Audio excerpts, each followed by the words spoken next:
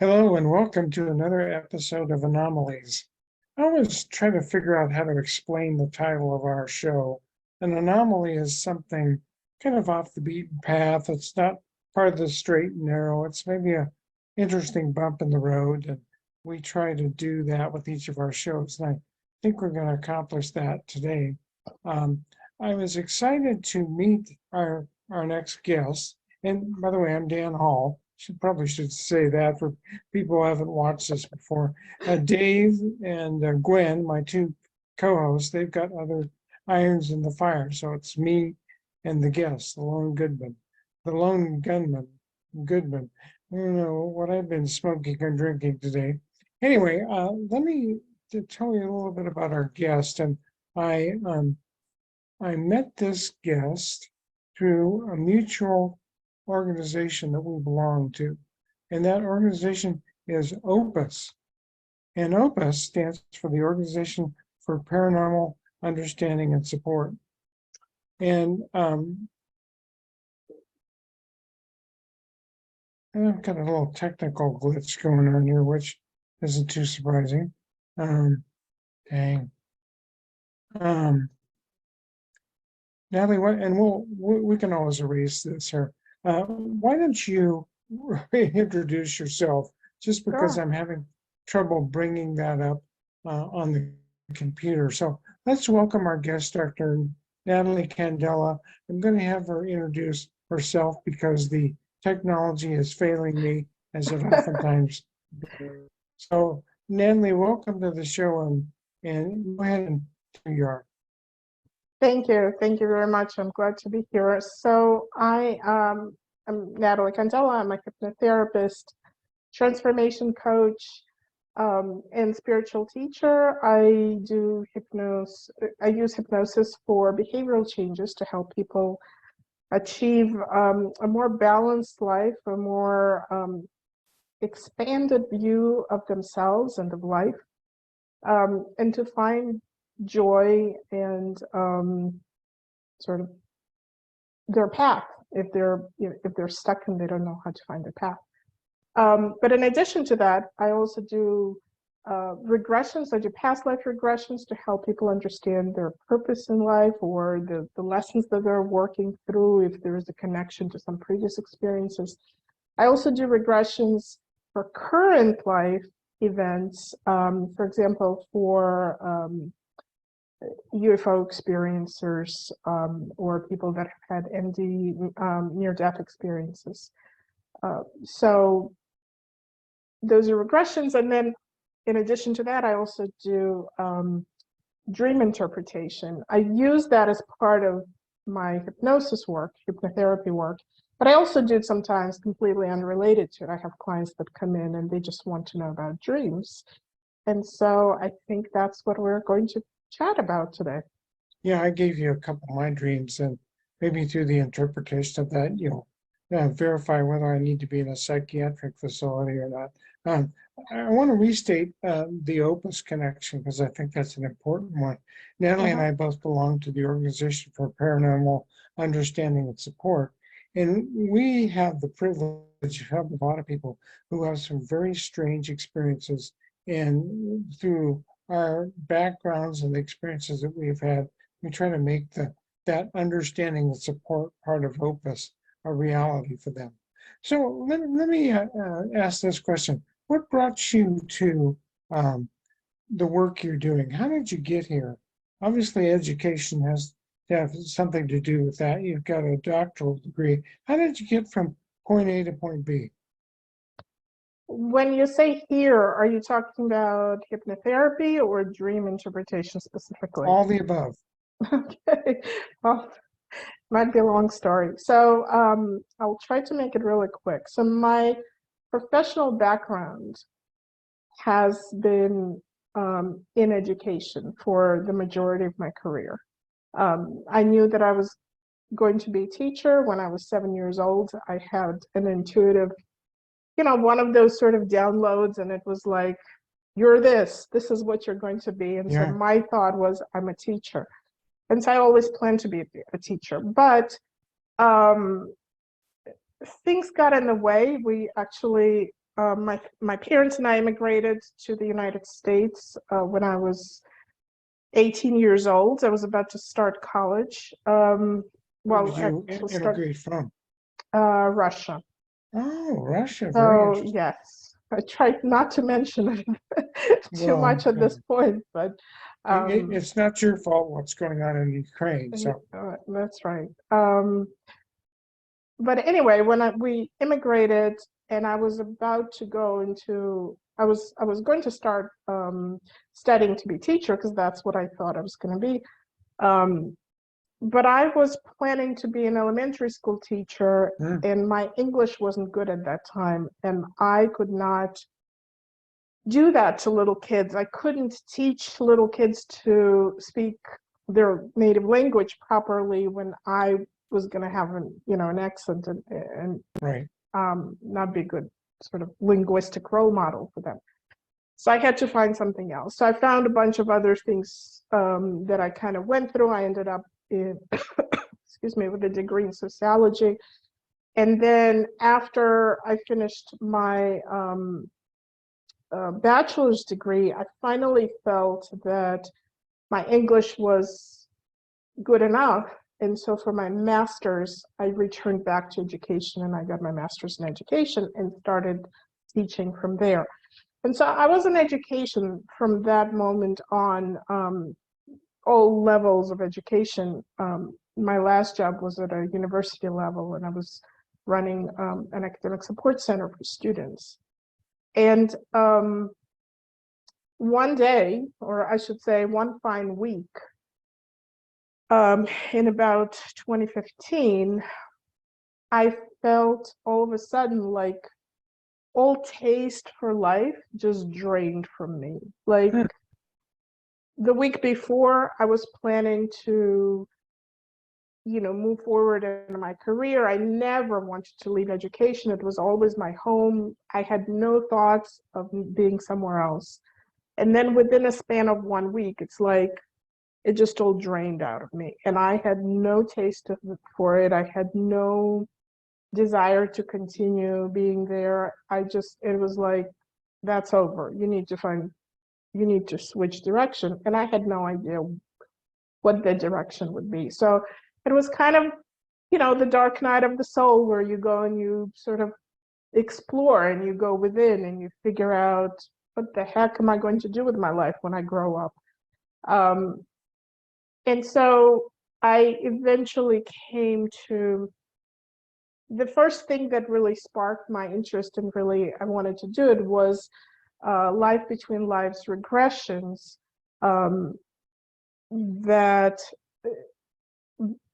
Let me back up. I had been on a spiritual path since my late teens, or very early 20s. And so doing something spiritual always appealed to me, but I would have never thought that it could be anything that I would do as a career path. But at this point, I found regressions, Life Between Life. And I decided that's exactly what I want to do. But when I looked up how to get certified in them, they said you have to have, I think, 3 years you have to be a certified hypnotherapist, and you have to have at least 3 years of experience before you can be accepted into the program. And I thought, okay, I guess that's where I start, step one. And so I started studying to become a hypnotherapist. And then along the way, I got some other certifications that went along with it. And eventually I came to the point where my idea of what it meant to be a teacher morphed into something else. And it took me a long time to come to the point where I could say I'm a spiritual teacher and not be like mortified by me daring to say, that I had to sort of grow into that identity. Because I always thought that being a teacher meant only one thing. It was being, Right. in an educational institution. But my practice with hypnotherapy began kind of to shift, where I incorporate coaching now normally into my hypnotherapy work, and I incorporate at some point I actually put on my website that the foundation of my work is spiritual. It's not religious. I don't belong to any religion, but it is spiritual. So the clients that come to me are aware of it, and they're aligned with what I have to say and how I approach work. So that's kind of how I got there to, bring dreams into it. I have worked with dreams for many, many years because I was always, they're kind of part of spiritually awakening people, they're part of their interest. But I used to look at books, the dream dictionaries that kind of tell you what each thing means. And that's how, because I didn't know how else to interpret them. That's how I interpret them. When I started studying hypnotherapy, we actually had training on how to interpret dreams, because we were trained on how to use that in hypnotherapy work. And the training that we got, I found incredible, because it really works. It's really powerful. It makes sense to me. And so I left all the dream dictionaries behind. I will never go back to them. And so it's a more organic process, the way I work with that now. But so that's how I came to dream interpretation.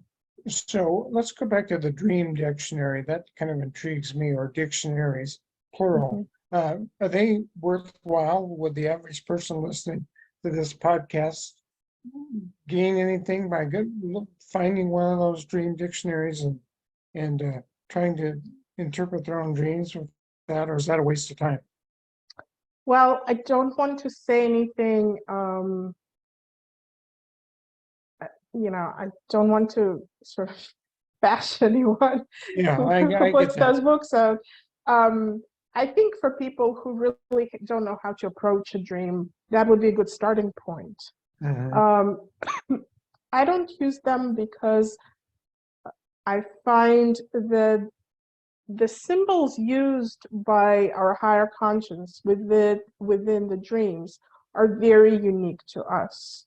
So the symbol that is meaningful to you is not necessarily going to be a universal symbol. Right. Right. Yeah, that makes sense. So you may find there are certainly universal sort of symbols or archetypes, things that are would be sort of true across the world, and we'll look at them the same way.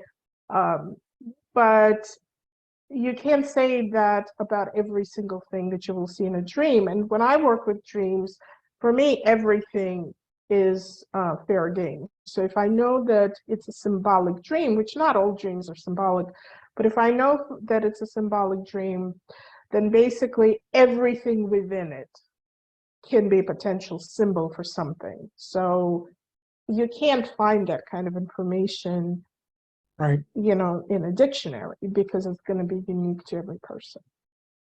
As I listen to you talk about your background, we could be clones. I have a bachelor's in sociology, I have a master's in education, and I was a professor of sociology and political science for 16 years at the Washington Community College system. But one thing I really agree with that you said, and that's the nature of a teacher. Sometimes we think that teaching is, or that process or that profession is confined to educational institutions. It's not at all. So I very much agree with that. Yeah. Have you ever heard of the name Joanne DiMaggio? I think so, and I think you mentioned. Didn't you interview her? Yeah, she was a previous guest we had on talking about past life therapies. Actually, she's done a couple things with our program. So I just wondered if you knew who that was. I Not very much, no. Yeah. Anyway, so let me ask this question. What's the before we get into my weird dreams, what's Mhm. the purpose of dreaming? If you were going to say in a sociological um, perspective, what's the function of dreaming? Why do we dream and what does that do for us psychologically? Well, dreams have a few functions. The I mean, they help us sort through some of the dreams help us sort through the junk information that we collect because our subconscious mind records everything that we look at, hear, um, pass by, and so our mind. The reason we get so tired in the evening, sometimes we feel just overwhelmed Mhm. because especially if we work for a long time or if we read for a long time, we just feel like our mind is just full because there's no more space to put the units of data, right? We've just accumulated so much. And so during the night, we actually vent out some of that sort of junk information that we don't need to keep, we can let go. And so one of the functions of the dreams, sometimes these are dreams where we're just sort of replaying things that we maybe saw recently during the day, or just sort of snippets of things. We're just sort of sorting through it, just like when you sort through a pile of mail and you decide, okay, this can go, this can go, this can go. Uh, Don't even worry about it, right? So that's one function. Dreams also help us to process emotions, process situations sort of in a safe environment, just like in hypnosis, right? Because it's an environment where you sort of you play act in a safe environment. You're not actually doing it in waking life. And once we sort those things, it allows us to break the information down and put it down into long-term memory. So this is allowing us to kind of keep the information we need for long-term memory. Some of the dreams have the function of being of predicting things. So uh, I, like a I mean, precognitive? yeah. So Oh, those are from what from what I was told, we were told when we were taught, those happen to be in the middle of the night. So they're kind of hard to catch.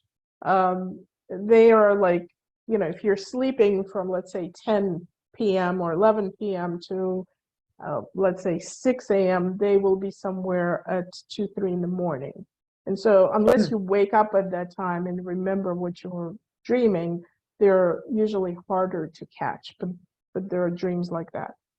And then the dreams that I mostly work with and the dreams that we mostly remember when we wake up, because we kind of remember them towards the end of the night.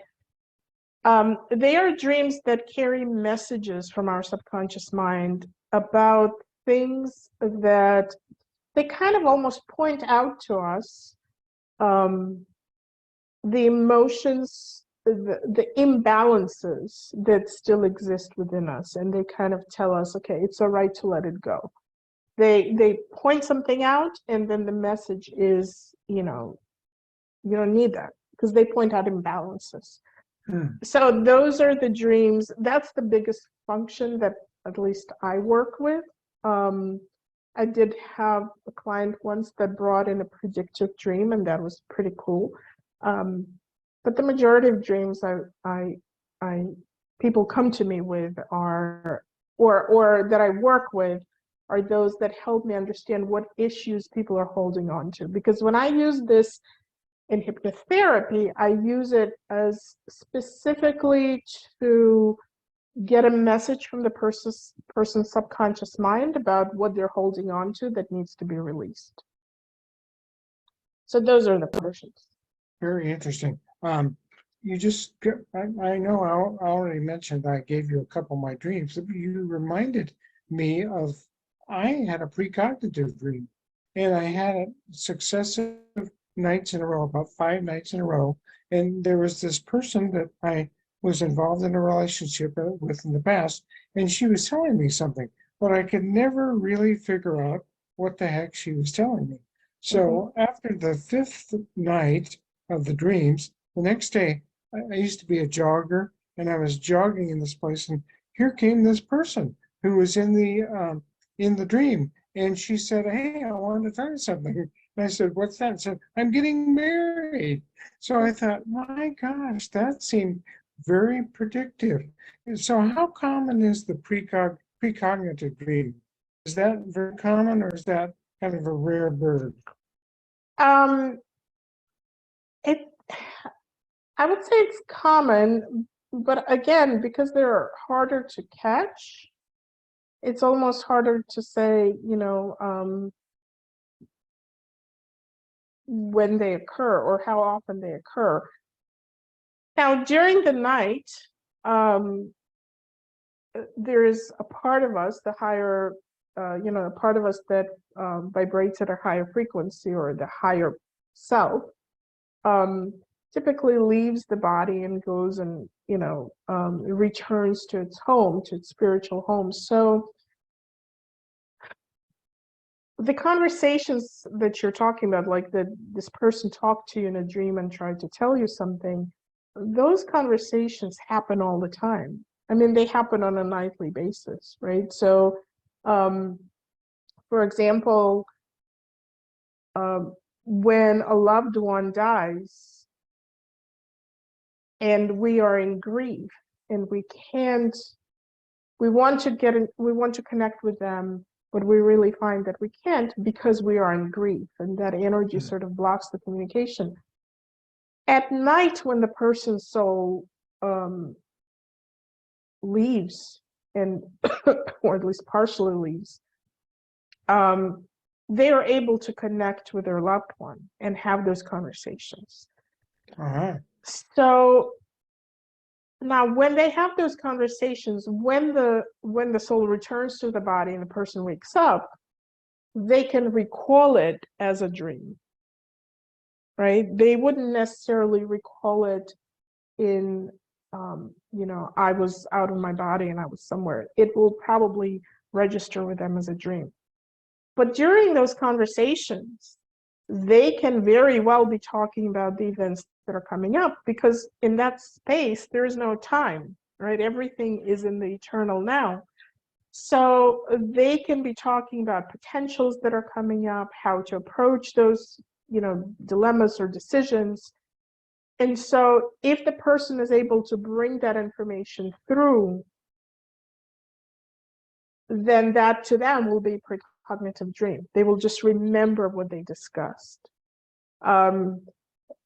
I found my husband passed away 8 years ago, and I could, thank you, I could sense him around me initially, but somehow he hardly ever comes to me in dreams. But what I noticed was that I would sometimes wake up and I would immediately start forgetting. And then there would be like a flash of something, and I would be like, wait a minute, I think I just saw him. I think I just had a conversation with him, but I couldn't remember it. And so what I think is happening is that there are certain conversations, I mean, I'm pretty sure it's happening. There are certain interactions that are happening during our sleep time that are held back, that we are not fully bringing through. So even though they may be happening and there's potential for, precognitive information or whatever information, it's like they're saying it's going to stay on this side of the veil. You should not bring it through. So that's why it's hard for me to say, I think it's very common, I guess I should say that. It's very common that we would have access to that information, but I don't know how common it is that we actually bring it through and then are able to remember it on a conscious level. So I'm kind of fascinated by consciousness. Going back to this idea of precognitive dreams, like the one I have, are those real common for everybody, or just to some people who might be more sensitive to consciousness or precognitive thoughts? would they happen to anybody, or are there just a select group of people that they might happen to? I mean, I'm totally guessing here because um, I don't have, you know, an answer from God, but I think, I think that all of us go home. All of us go home when we fall asleep to some extent, simply because if our soul never left our body, we would go into psychosis. Like, we need to get out of this physical body. We cannot, it's extremely limiting and it's like wearing a very tight corset or some sort of metal armor and never taking it off at the end of the night, right? Our physical bodies are not our natural state of being. We're energy. So we need to just get out of it and just take a break. I think all of us do it, right? Because all of us need to get out. So is it common for everyone or a select group of people? I think all of us do it. But are we all able to bring that information back and carry it through the veil and do it on a conscious level? No, not everybody. Not everybody does it. And of course, you have to be sensitive in a sense that you have to be open to this information. You have to listen to it. You have to be respectful of it. If you think that it's just, a bunch of nonsense, then you're never really going to pay attention to it. And so it's not going to present itself to you that much. So yeah, we all experience it. We don't not all of us bring it through. So it sounds like the process of sleep is vital to our well-being.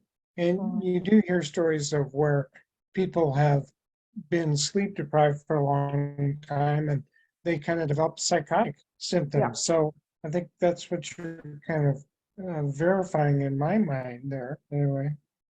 Yes, we actually read about, and I don't have, unfortunately, the citation. I can't provide the source, but there was research done with the Marines, and Marines are probably the toughest people in the armed forces, and research was done with sleep deprivation and dream deprivation with them, and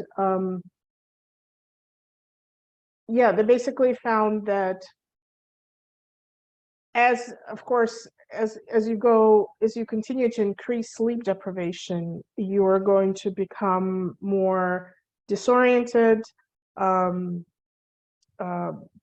just not able to sort of think straight, not able to have memory. And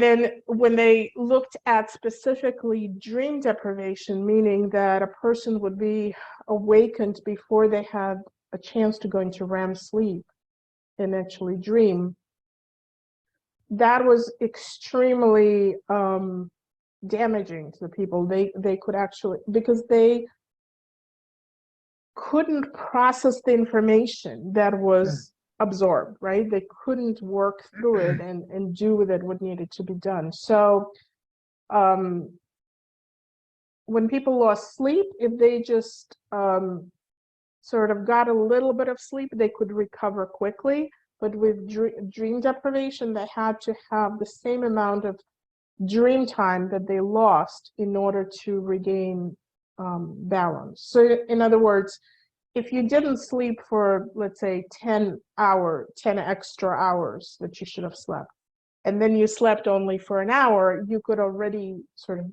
bring yourself back a little bit. You didn't have to do the same amount of sleep that you lost. Okay. But with dreaming, they had to, in order to return back to normal, they had to actually give themselves the same amount of dream time that they lost. So dreaming is extremely important to our mental well-being.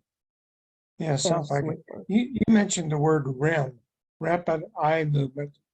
So is that the dream state when we're in that level of, I don't know if you'd call that a level of consciousness, or how would you characterize REM as far as part of the sleep Yeah, process? I mean, I think it's the deepest part, when we sort of are the furthest away from consciousness, when we're experiencing the state where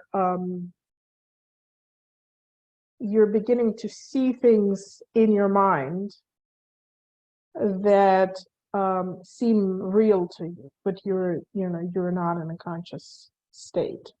So this is where we're experiencing those, we're play acting kind of in that state, and we're going through different experiences, and things seem real to us, and we're able to go through different scenarios, go through different emotions, um, and gain value from that.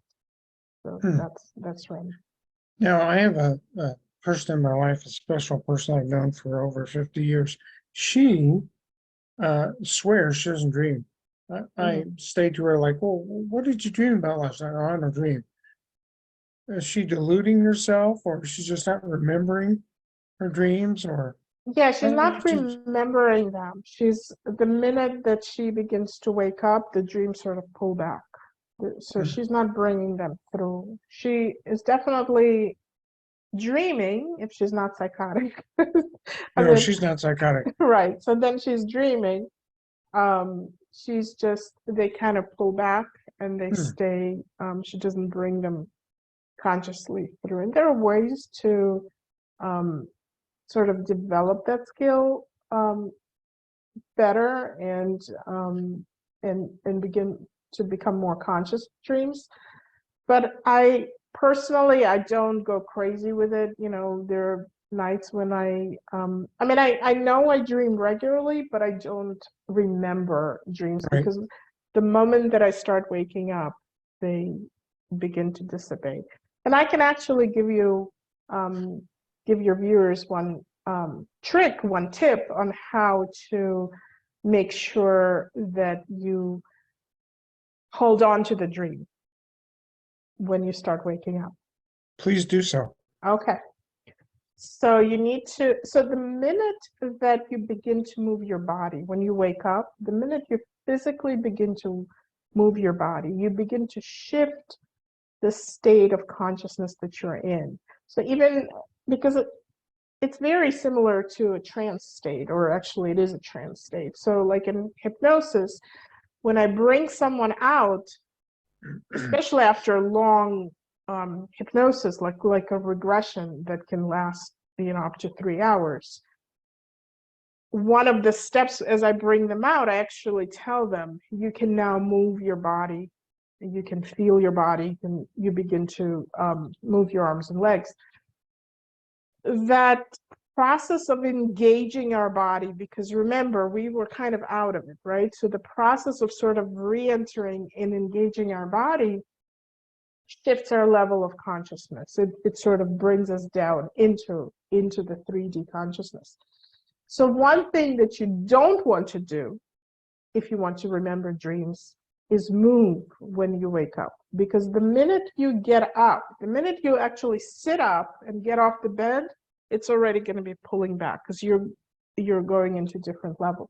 So what you want to do is to have a little notebook or a pad or something, notebook and a pen or pencil, whatever, next to your bed. And when you wake up, before you open your eyes, before you sit up, before you move, don't engage your body. You're just going to reach for that notebook, open it, and remaining in that state of trance, you can begin to write down what you remember. Because the minute you sit up, you will see it pulling back and disappearing. It's out of there, huh? Yeah. Very interesting. One more question, then we can kind of talk about my weird dreams. Okay. We already did, I guess. So the term nightmare, I've often wondered about that. How would you characterize that term? Does that mean anything other than you're just dealing with a troublesome event in your life or something that causes grief or panic? Or I guess the question is, are nightmares substantially different kinds of dreams? Hmm. Well, I would say that they're different, I guess, nightmares, and that may make them substantially different. So the dreams that are simply dealing with your emotional issues, or the issues that are in your life and that are just scary because of the things that you may be experiencing in them. Let's say loss or fear or trauma. And they are affecting you because they are just traumatizing, right? So those are not substantially different. They are just dreams that are helping you process your trauma, right? But they're just same type of dream. I think the ones that are maybe substantially different are dreams when we tap into possibly energy that is at a very low frequency. You know, when people sometimes feel that they're paralyzed in a dream, or that there's some sort of negative entity with them. I don't come across those often, but it's possible. But I've had them myself, and it seems just like a dream, but perhaps it's not actually a dream, because perhaps it's an actual interaction in that state with beings that are at a low frequency level. And so then those are somewhat different, right? Because they're actually, you're actually experiencing that negativity, that darkness. And I would deal with them differently than I would deal with, just a regular emotional processing dream. With Yeah, those, go ahead.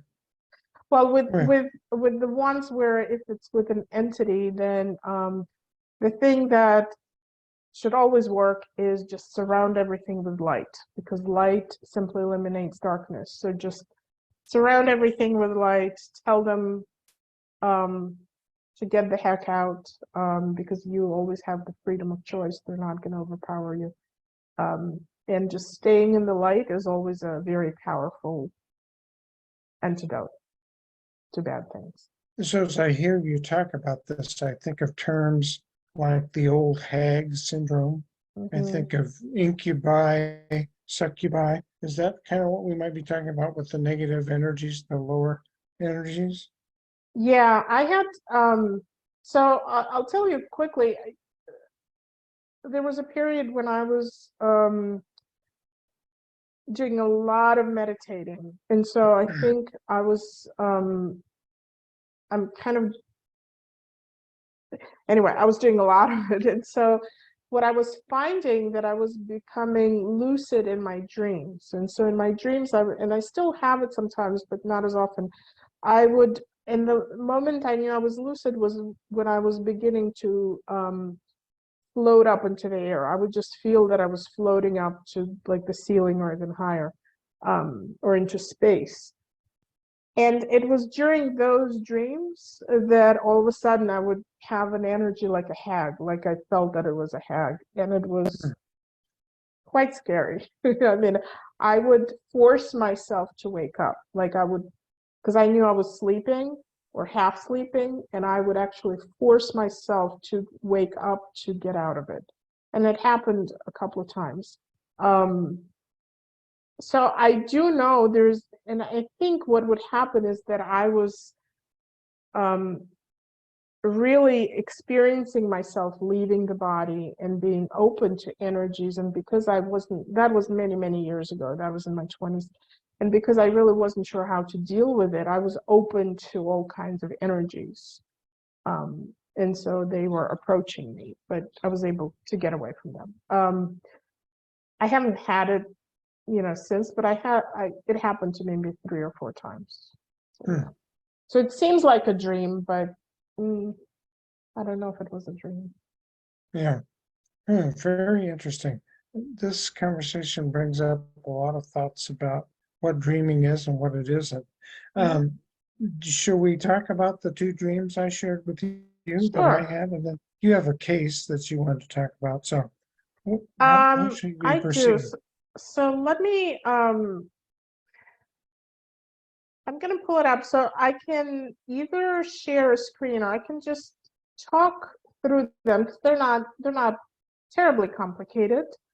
Um, yeah, let me just talk through them. So you came to me with two repeating dreams. Yeah. Um, and so in the first one, I'm just gonna read them. In the first one, you're sitting in the teacher's lounge at a junior high school preparing a test for the next period. You feel rushed. The bell rings for the next period to start. You race from the lounge and suddenly realize that you have forgotten where your class is. Yeah. So you rush around in a panic trying to find your class. Right. The second dream, and I'm going to read them together because they're similar. Okay. Also repeating dream, right? You're working at a job. So this is in a high school. So you're working at a job where you travel around to several high schools, helping people with the college admissions process. And once again, you can't find a room at the school where you're supposed to be or a student that you're supposed to help. And again, panic sets in. So, Seems before interesting to me that both of these recurring dreams have to do with education, which is a common theme between us.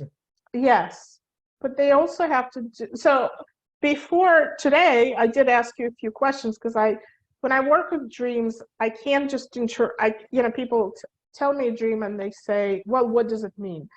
I have no idea what it means Uh, initially, right? I have to investigate, I have to figure out what symbols are in your dreams, what they mean to you. So I asked you a few questions.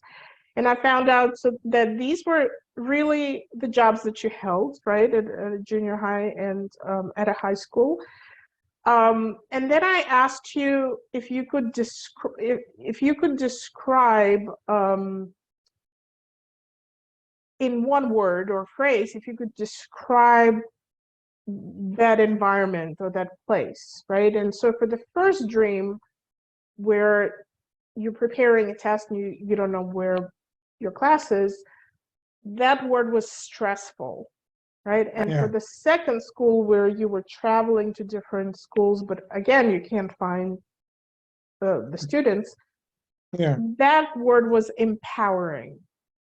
yeah. Very Right. different feelings. So now, if you think about it, if you took a dictionary, a dream dictionary, right, and you thought, okay, well, this is about education. What does education mean? I don't know what it would tell you. Um, you can also think about it in terms of it's a place of work, right? This is a place where where you focus on accomplishing something important in your life. So let's say you look up what does work mean, it Yeah. will tell you whatever. But that's why I asked you a very different question. I said, describe to me how you like, what is it to you, right? So because the first thing I look at is it's a place where you do things that are meaningful to you, right? That's what that's my interpretation of that symbol. Um, so first of all, I take these dreams to be symbolic because um, it doesn't seem that this actual experience actually happened in real life, right? And I can't remember if Yeah. I asked you, but yeah, okay. So, and I usually would ask a client, did this actually happen? Because if it did actually happen, that's a different story, right? But it didn't happen. So there are symbols in these dreams. So what I do then is I look at emotions that accompany the situations or sort of steps in the dream. And so I highlighted them for myself. And this the experiences are, in the first one, you feel rushed and then you feel panicky. And in the second one, again, there's panic. So basically, pretty straightforward. There's a panic about something, right? Now, in these, so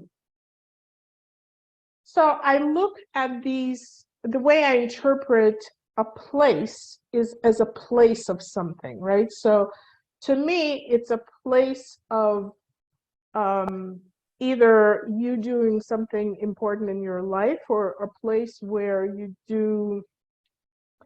take care of whatever business that you're involved in, and that may be whatever it is to you. Like I don't know yet how to define it. Or it's just a place where you feel a certain way. So in the first dream, it was a place where you felt stress. The second one is a place where you feel empowered. So this is how I would just sort of the initial interpretation. And it's very generic. When you are in a place of stress, you may feel rushed to accomplish what you feel you should get done, but you also feel lost and unsure that you will get to where you need to be. Okay, does that make any sense at all? Yeah, here's why that makes sense. In the first dream, I didn't want to be a junior high school teacher. That was the only job I could get after I graduated. So I spent a relatively short period of time teaching junior high. So I think that has some kind of bearing on that dream, that I was really in a job I didn't enjoy. The other job that I was in, that we were talking about in the other dream, I very much did enjoy that job, because it's a difference between feeling stressed and then feeling like you're empowering people. So that's important. However, these dreams are not about how you felt then, right? In fact, I will ask you this, because again, it was kind of quick, so I don't know if I asked you all the questions. In the dream, did you see yourself the age you are now? Or did you see yourself the age that you were back then? Wow. I'm pretty sure in the first dream in junior high, I'm not the age I am now. I'm less sure about the high school. Okay, so that is important, because that is a time marker. It will tell you where, what the dream is pointing to. If you see yourself at a younger age, the dream may be saying that this is the age where the issue started.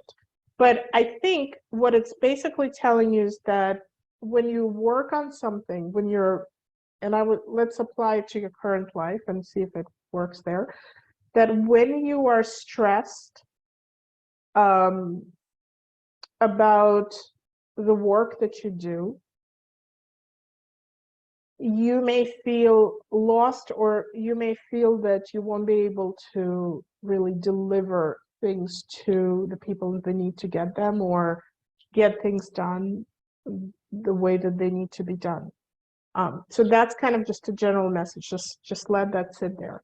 Now, I also asked you a question, because this is important. What happened a few days in your waking life? What happened a few days before you had the dream?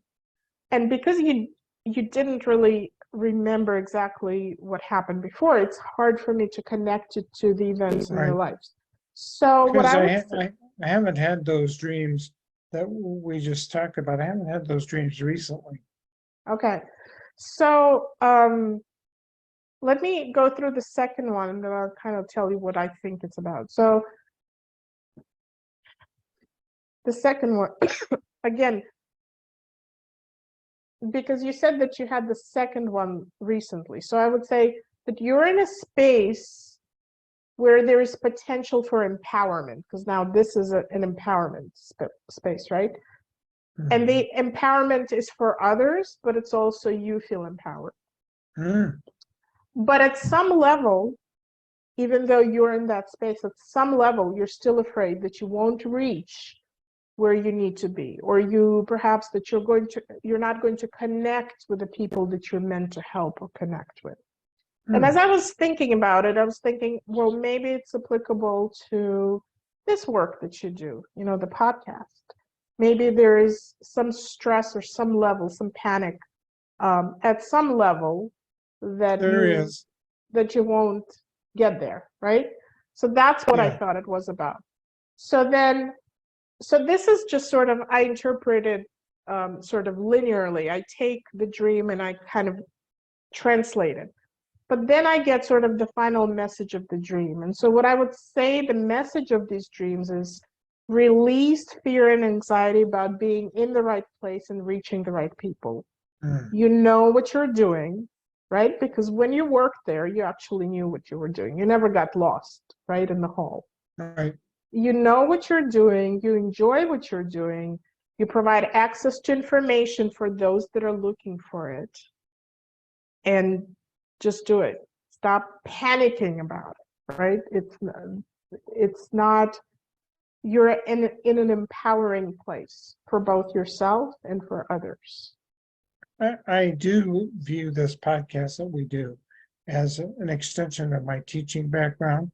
And I try to empower people by getting them to think about stuff they never thought about before, with having wonderful guests like you come on. So yeah, I think there's a symbolism there.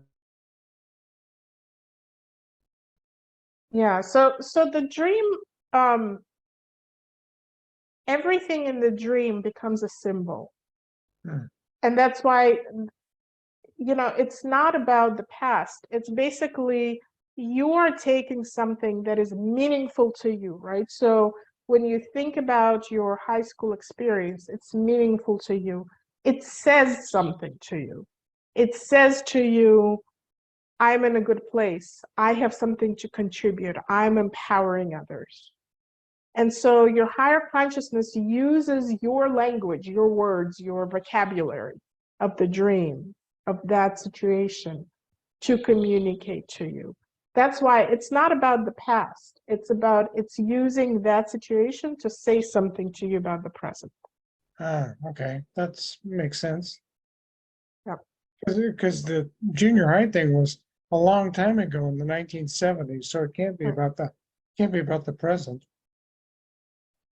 Well, it can be if it's using, because both dreams are talking about feeling panicky, right? Yeah. Like feeling like you can't get to where you need to be, maybe not accomplish what you need to accomplish. It's using the language that's familiar to you, to your psyche, to send the message now. Well, thank you for doing that, because I think that just gives me a whole different insight as to what those dreams meant. One of the things we talked about before, Natalie, is you have a kind of a case study that you wanted to share with us. So maybe this is the appropriate time to do that. Why don't you go ahead and talk about that? Okay, sure. So let me share my screen because, well, actually, before I do that, let me kind of set up how I work with dreams. So this is one of my clients that has had a kind of troubling, difficult past. He's a young man, but he had some difficulties earlier in his life. He had some violence. There are some things that he's still kind of struggling in his mind with. He is married at this point, has children, and he's afraid that the things from his past will come back and kind of haunt him, or will come up to the surface where he sort of reverts to older behaviors. And so this is one of the dreams that I helped him interpret. So I'm going to share the screen so I can show you how I go through the dream and kind of show you the process. So let me share this. Okay, so I'm gonna read the dream first so that we kind of are all on the same page. So the person who, the dreamer always tells me the dream in the first, in the present tense and in the first person. So Amy and I, so Amy is his wife, and all the names here, well, things are changed here. So Amy and I are at a gala event. Then we're talking in the living room. A cop knocks on the door and walks in. It's a cop from London. He's wearing a bright checkered vest. He goes to the basement door, pulls out a gun, and yells for someone to come up. To come up, as though there is an intruder in the house. An old woman comes up with bright blue eyes, fluorescent, pale, ghostly in color, wearing old colonial clothing. The cop takes her outside. Then I go into the kitchen. There are two elderly men cooking. It's like it's their house. I freak out and tell them to go out. One is an old Korean man and another one is an old white man. They're wearing old outfits and don't talk much. I grab them and put them outside. They all appear to be like ghosts, out of frequency with me. Then I'm driving a truck down the X road. Now the X road is the road in the town where he used to live. It's an actual road in the actual city where he used to live in his youth, where kind of all the difficult things happened that he dealt with. It's pitch black. There is no human light at all, even in the truck. I tell my friend Tristan, that's his name, that people keep coming into the house and he needs to come help me, but he says he can't. So this is the dream, kind of a bunch of seemingly unrelated stuff, not sure where it's going to go. So my next step, when I get the dream, I figure out if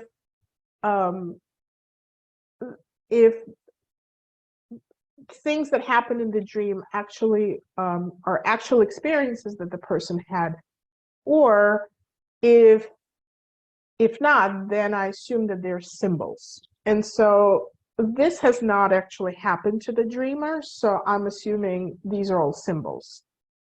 And so then I begin to look, I begin to break down the text into symbols. I actually go through line by line, sentence by sentence, and I begin to identify different symbols that are significant.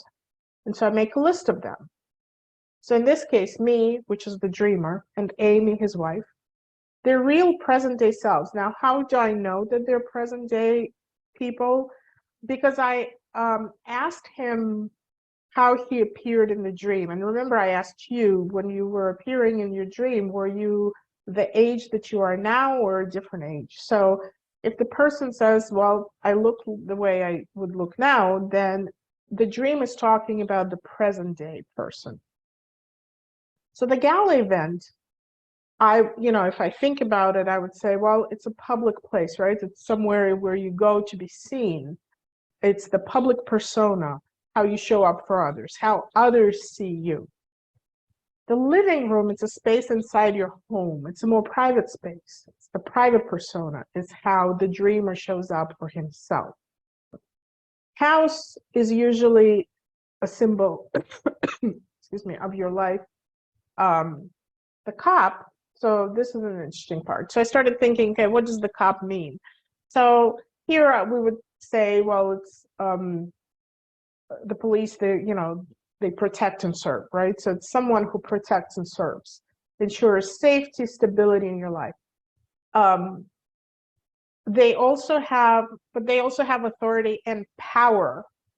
They have weapons. So the power can be positive or negative. They can protect you with it, or they can also harm you. But so both are potentials there. But he specifically said in his dream that it was a UK cop, which is kind of interesting. So I actually researched this online, and I found that the motto of the UK police is, "We lead, others follow." So I thought, okay, that may be an interesting sort of addition to this. So I put that in. So then he has these people in this house that are in the basement, that are in the kitchen, and they have like these ghostly look to them. So the ghostly people are things from the past. But ghosts don't have substance, right? So any ghostly people, these are issues, events, things that are from the past and they don't have substance anymore. Then the actual road that he was driving on with a friend at the end. So this is the familiar past. This is a place, because it's a familiar place for him. It was an actual place. It's a place where he used to live and where that he knows. And his friend, because again, it's a person from his past, it's an actual person. So these are people from the past. Because it's a friend, it's an old support system. Tristan, when I said the name, to me sounded like triste, which is in Spanish, it's means sad. So I thought, okay, that's another little, because it's another little sort of layer that you add to it, right? Because he could have picked, he had many friends. He could have picked a different friend with a different name, with like Bob, but he picked, in the dream, he picked that particular name. So then it means something. So once I go through the symbols, I begin to look at the emotions, because emotions are how the dreamer or how the subconscious mind conveys the meaning. It's sort of, that's how it communicates. It uses symbols, but to really understand what the symbols are going through, what the characters are going through, the emotions really give the meaning to the dream.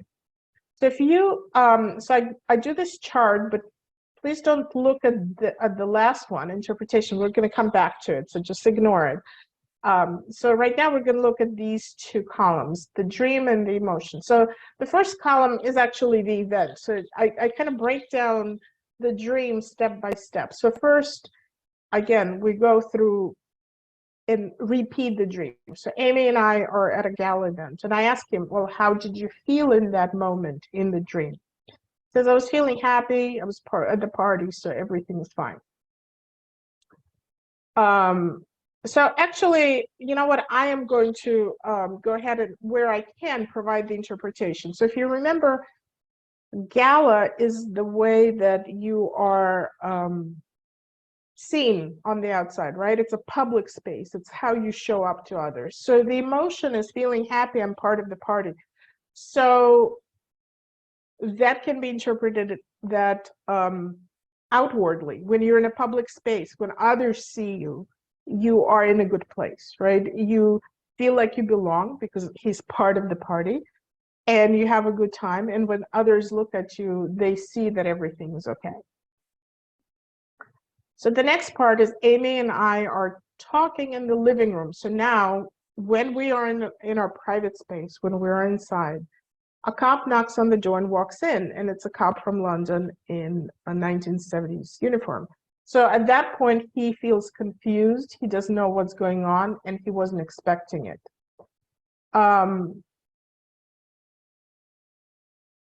So there are a couple of things here. He goes to the basement door, pulls out a gun, the cop, and yells as though there's an intruder in the house, and yells for someone to come up. So at that point, he feels nervous and more confused. So here is where I think the interpretation may not be like step by step, but sort of approximately about for this part. So when you find yourself in your inner, deeply personal space, so on the outside, you feel like you're happy, everything's going great. When you're in your inner space, personal space, you sometimes get caught off guard by the intrusions from the past that confuse you and make you nervous. Because again, I'm using the emotions and I'm using the symbols. The ghosts are those things without substance, right? They are intrusions from the past, and they make him nervous and confused. And he wasn't expecting it, so he's caught off guard, and he feels confused. So here is where he goes through, he feels this, he sees this old woman, she's a ghost, he sees these men. And all of these are he feels scared, he feels unsure what's happening, he doesn't know if he has to deal with these intruders on a regular basis. So, an interpretation would be, these are things from the past. These are sort of ghostly, they're apparitions, right? So these are ghostly things, they're intrusions from the past. He is nervous that he may have to deal with those things on a regular basis as they come up in the present moment. Will they still be intruding on him? Will they still be intruding on his current life? So at the same time, the cop goes and he takes the woman outside, right? He kicks her out. He deals with the things that are in the house. And the dreamer feels relieved that whatever was in the house is now gone. And so he's now, I guess, he's feeling safer. So in the dream, everything is sort of a part of you, right? Everything is part of your experience. So that cup is actually part of him. So there is a part of you that you empower to protect what's important to you. Just like we hopefully trust the police to protect and serve us, right? So there's a part of him that he trusts to take the right action. So even if there is an intrusion from the past, he trusts that there is a part that will know what to do and will do the right thing. And here is where we take that leader, not follower, the London Cup, the motto of the London police, right? So you trust this part to be the leader and not the follower, meaning that you will make the right decisions. You will choose what is right. You will choose the right response. You're not going to just, let's say, become violent because, well, there was violence and I just sort of went along. You're going to do the right thing because you're the leader. So that part of you knows, that policeman knows that deep in your subconscious reside the ghosts of the past, because the policeman goes right to the basement, remember, and he tells the woman, get out of the house. So the basement is usually our subconscious, and that's kind of an archetypal, right? Even in Freud, you probably will use the same sort of symbol. So he goes right to the basement and says, get out. So that part knows that deep in your subconscious reside the ghosts of the past, but when these things are brought up to the light, because the woman comes out of the basement, right? And he pointed out that she has like these eyes that are just blue and they're like fluorescent lights. When those things are brought up to the light, you can see that they're not on the same frequency with you anymore, and you see them as foreign and outdated. So the foreign part comes from the man is Korean that's sitting and eating in his kitchen. So sort of you can understand that, well, he's not from here, so I guess he's foreign. So those things from the past are ghostly, they're out of frequency with him, and they seem foreign to him. They're outdated because they're old. The people are old. The woman in the basement is old. The two men in the kitchen are old, so we would say they're outdated. They may appear to reside in the same space or within the same person. So they're all in his house, right? So his house is his life, his sort of his inner space. So they're all sitting there, right in him. But they are no longer part of your present reality. They're old, they're outdated, they're out of frequency. So it's like those things are still in your mind, but they're not your present anymore. They're your past. You're done with them.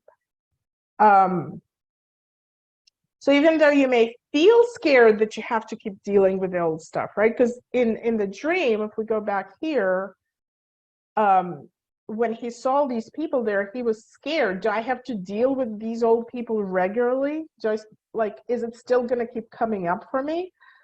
So you may feel scared because in waking up, he really in waking life, he really was concerned that these old patterns will come back. There was always this fear that the past will resurface and he will sort of revert back to the old things. So even though you may feel scared that you have to keep dealing with the old stuff in your life, you also experience relief knowing that the part of you that ensures order removes what is no longer in sync with your timeline and your reality. So there is a part of him that can make the right choices and can leave past in the past. So then we go to the part where he's driving in that truck or driving the car with his old friend called Tristan, and down the road, it's the road from his past, and it's completely dark. There is no light there. So this is where he feels relief that he's not in the house and the old people are not there, but he also feels let down because his friend is not going to come and help him with his problem in the house. He was counting on him, but his friend is not there. So if you fully tap into the past, because the road down which he was driving is from the past, the friend is from the past, they all represent the past. So if you fully tap into your past, though it may appear familiar to you because you know that place, you now see it as a very dark place, because remember, there's no human light at all. It's a very dark place where the companion on your journey was sadness, right? Because that's the name of the friend that he chose, Tristan. The companion was sadness in that place, and there was no light. And when you reach for it, like for an old friend, because he says, Tristan, would you help me to deal with these things? When you reach for it, like for an old friend, you will realize the things that supported you before, it's the friend, right? Support. Things that supported you before are no longer able to help you. Because his friend says, I can't help you with whatever your problem is, right? So this is how I break down kind of step by step and interpret it. But at the end, I put it all together to now understand, so what does the dream tell me? What does the higher consciousness tell me? What is the actual message of the dream? I mean, this is an interpretation and it seems like it, hopefully it's sort of clear, right? But I like to put the final message at the end. So I take everything and I process it. When I work with a client, I do this after the session because I want to process it and intuitively see that it comes together and it makes sense. So at the end, I have the overall dream message. So the remnants of the past are not a threat to you. Because in the dream, the dreamer is afraid of it. That's what comes up. You're still afraid of it. And the dream says, they're not a threat to you. They may reside in your mind, right? Those people that were in the house, but they are mere ghosts. Release your fears. You have a reliable internal police force that knows what to do to keep your family safe and that motivates you to be a leader in your own life. The past no longer supports you. That is not where you find the light. So that is how you go from a story that sounds like a bunch of crazy stuff happening, right, to a very profound message, I think, from the person's higher self that points out to the dreamer, this is what you're dealing with, and they may be doing it. I mean, most of us deal with things on a subconscious level. We don't consciously understand our fears. We don't consciously understand the things that the concerns that we're dealing with, right? So these are sort of deep thoughts and beliefs. And so the dream brings it to the surface, and through these characters, through these references and associations and symbols that are to some extent only meaningful to the dreamer, right? It sends a message and it says, look, this is what you're dealing with. You're still worried about this past that's gonna be haunting you and that you're gonna be dealing with now and that it's in your present. Don't worry about it. Let it go. There is no light in that. There is no support in that, and it's just a shadow. So you can move on. So that's how it works. Wow, totally fascinating. Totally fascinating. I suspected that dream analysis had a lot of symbolism to it, but I really appreciate your comment about the symbolism being specific to the person that you're doing the dream analysis with. Yeah, Just totally fascinating. Thanks so much for coming on our show. of course. Of So, course. Natalie, you have a website, right? I do. Let me just stop sharing so you don't have to look at my screen. I do. So my practice is called Awakened Hypnosis, awakened with a D at the end, ED. And so my website is awakenedhypnosis.com. .com. And so people can reach you if if someone wants to interpret have you interpret their dreams, they can reach you at that website. Absolutely. There is a contact form there. There's even a chat box that I'm developing now, so they can just send me a thing through the chat.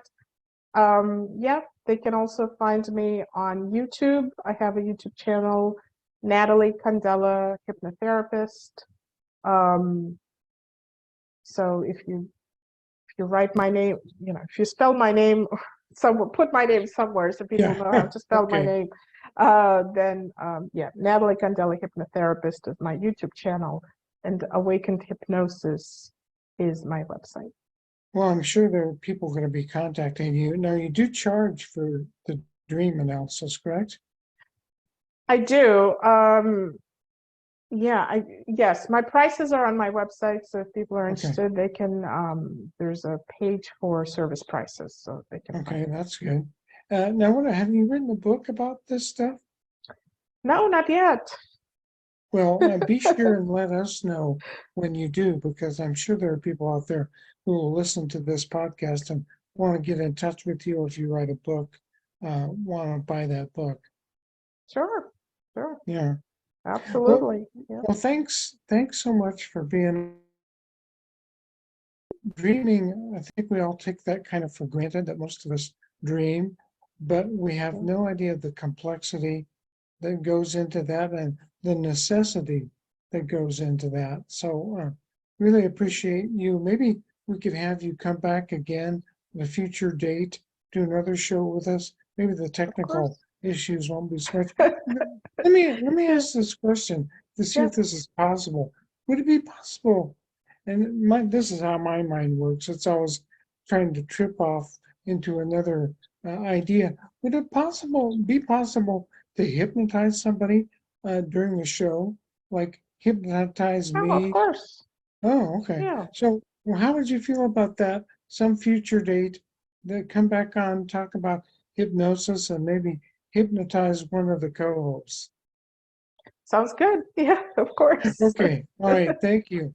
Thank you Of very much. course. So it'll take a little while to edit this. We'll put this all together, and when it's done, Dave Jinks, our technical person in chief, will get hold of you and let you know about that. And once again, thanks so much, and look forward to working with you in Opus.